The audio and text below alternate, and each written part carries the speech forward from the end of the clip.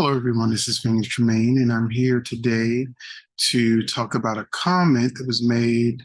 And I'm not going to say that it was a bad comment because I think you guys know that if someone says anything extremely negative, rude, racist, just bashing the actors for no reason instead of like the characters that they're playing and becoming bullies and whatnot online.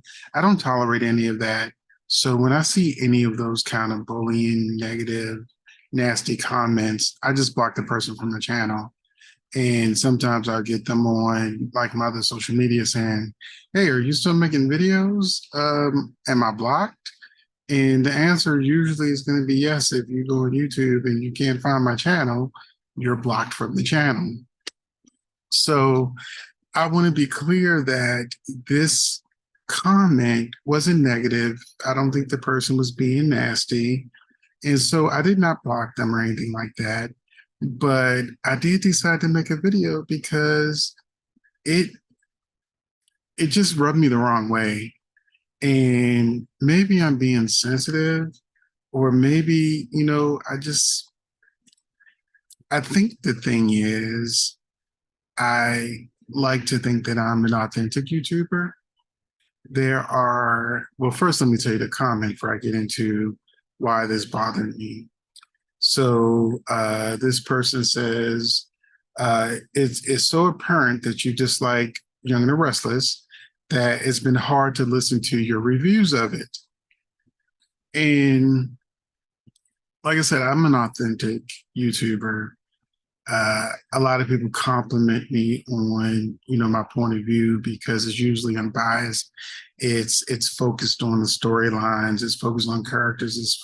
I use my many years, almost 30 years in productions, directing, working with actors, casting, everything that I've done in my production company, it comes out in my reviews because sometimes I see into different things that are happening in the show, whether it's I can tell the actors don't like each other and things like that. People get mad because they be shipping these couples. And then next thing you know, those characters are broken up, because it's clear to anyone who's not shipping that couple that they really don't like each other. But anyway, we're not here to talk about that. The reason why I consider myself an authentic YouTuber is because on YouTube, there's a lot of people that are just so focused on clicks and likes and people coming to their channel that they will either be one extreme or the other.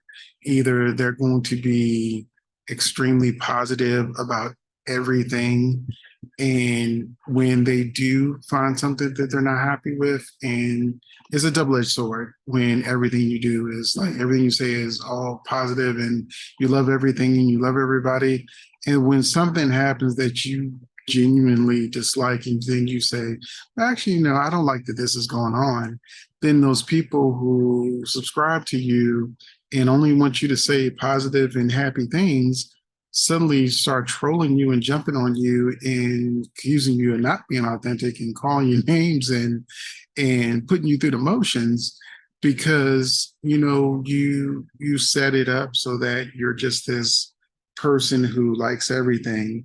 And then when you're a human being, something you don't like, then people want to bash you for it. And then there's the other side of the spectrum, which is more than half of the people, negativity. Negative views on YouTube are some of the most popular ways to get people to watch your YouTube channel. It's one of the most popular ways for people to follow you when you're like reading everybody and everything for filth. And you have something negative to say about everything. And when something does happen that may warrant a negative response, they run to you because they know, you're going to be the one that reads them, and you're the one that's going to say that thing that they agree with about hating everything and hating every subject or whatever it is that they're unhappy about. So a lot of YouTubers, they're either super positive or they're super negative, and there seems to be more negative than positive. I'm in the middle.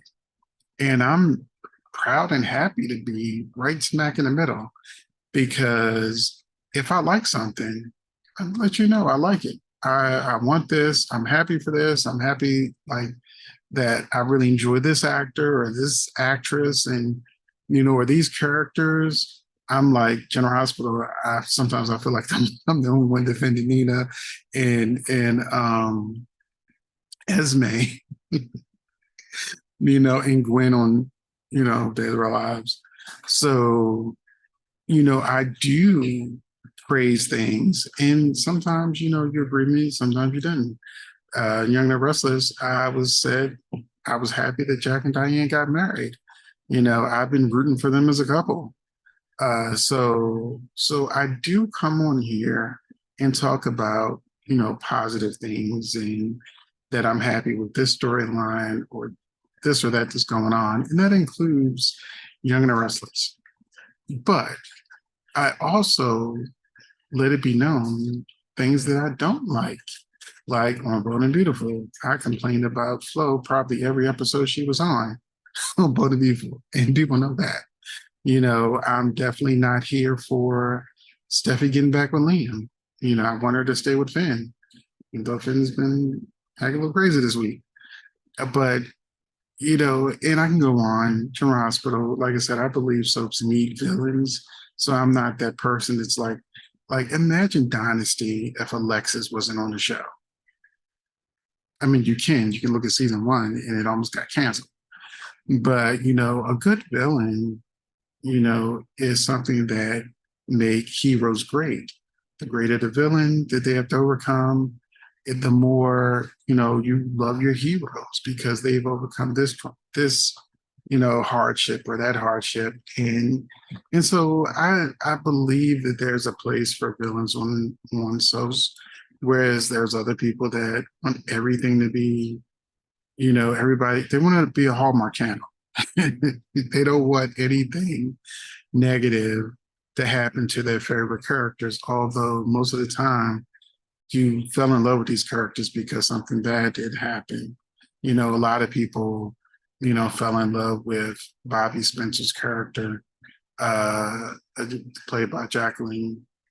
And whether it was, her during her days, doing what she was doing in the early days, y'all know what I'm talking about. Certain things, you're not supposed to see on YouTube, all the way up to, BJ giving Maxie her heart and all of that hardship and pain that a lot of people could relate to, that won her an Emmy and really made a lot of people fall in love with the character even more than they had done. A lot of times these soap characters go through so much tragedy, and then you want them, like on Bold and Beautiful. My biggest Some of my biggest videos were people desperately wanting Hope to get her baby back. So, but they were all in while, the baby was, while Hope didn't have the baby. And that's what these soap operas do. They're dramas. And so dramatic things happen, whether it's somebody with a split personality or if somebody just has cancer. It's a balance between the fantastic fantasy stuff along with real life grounded stuff that people can relate to and deal with. Although I'm hard pressed to say anybody could relate to Willow in her cancer bout because it was so unrealistic. But anyway, we went on for far too long. So, so the reason why this comment bothers me was because I pride myself on being authentic, giving my honest opinion. And sometimes, every show, it doesn't matter if it's Universal, Israelites, Bold and Beautiful, or General Hospital, they all have slumps. That's why creative teams gets changed out, because slopes they always hit slumps sooner or later. And then, they either the same creative team will then try new storylines out to try to bring the viewers back, or they just get fired and replaced, and then we get new directions for our favorite characters. So it's okay if I go through a few weeks or maybe sometimes a few months where I'm not really feeling Young and Restless because there's a lot of things going on, like when they got rid of all the Latinos and reduced all the roles of the Black characters. And am I supposed to be happy? I'm like, okay, where's Elena? Why is Devon a billionaire? Lost all his money. He's not even really a part of the storyline. What is Devon doing now? You just see him with Abby on a date every now and then or something to that effect, or talking to Ashley. Where's Devon's storyline? Why don't we have Hillary? Why don't we have Amanda? And why was Amanda scenes mostly off camera? Um, I'm actually fine with Nate being the villain. I'm perfectly fine with that. I'm, glad Audra brought back some Latin representation. But on Young and Restless, when you look at the storylines, minorities, even the lesbians, aren't getting any real storylines. They're really just background characters. And the only one who's getting any real storyline is Nate, but other than him, what are Mariah and Tessa doing? They tried to fire Kate, who plays Tessa, twice. And fans of Mariah and Tessa are so strong that she got to keep her job, but they don't give her anything to do. So they're together, but they're mostly off camera. And so any diversity at all on Young and Restless has been sorely lacking. So as a person who's black, and a minority in this country, I am more sensitive to the lack of representation on any of the four shows we have left. Right now, Days of Our Lives is doing good with the representation. Journal Hospital is doing okay with the representation, except they dragged the storylines out for so long. It's hard to just really care after a certain point. In Bold and Beautiful, piss poor representation, even with Lawrence St. St. Victor, who plays Carter on the show, and he's one of the writers on the show, and he's not even on the show anymore. Quinn's gone. Uh, they really haven't had any interest in Katie and Bill for a long time. So putting him with Katie was the same as putting Eric back with Donna. It's like, okay, they're back together, but now they're back together with no storyline and really any screen time. So, and then we get people like RJ. Why is he there? So, even though this person feels that I apparently dislike Young and Restless, that's not true. I love Adam. I love Sally. I don't like Nick, but I love Sharon. So these characters getting storylines. I love Victor. I really don't care for Nikki anymore. Um, you know, Victoria. I, mm, I like her. I won't say I love her. I like her. I just like I like Nate. I love Nate. Like Nate. Um, I'm not really a fan of Phyllis, but I am enjoying the new summer. I'm starting to like Daniel. Uh, who else? I love Jack, since All My Children Days, come on, Peter Burton. Um, I love Diane. I love Kyle, so there are a lot of, I like Audra. There are a lot of characters who still have storylines that I'm invested in. So to say that I have an apparent dislike for the rest is not true. Yes, I have an apparent dislike for that lack of diversity and utilizing the characters, the diverse characters that they do have.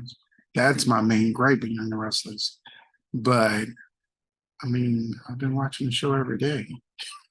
If I truly don't like a show, I won't watch it. That's what happened with Tyler Perry's The Have and Have Nots. I got over 100,000 views on some of my Have and Have Not videos, and the show just became unwatchable for me. So I'm telling you right now, if I just don't like a show, I'm not going to watch a show.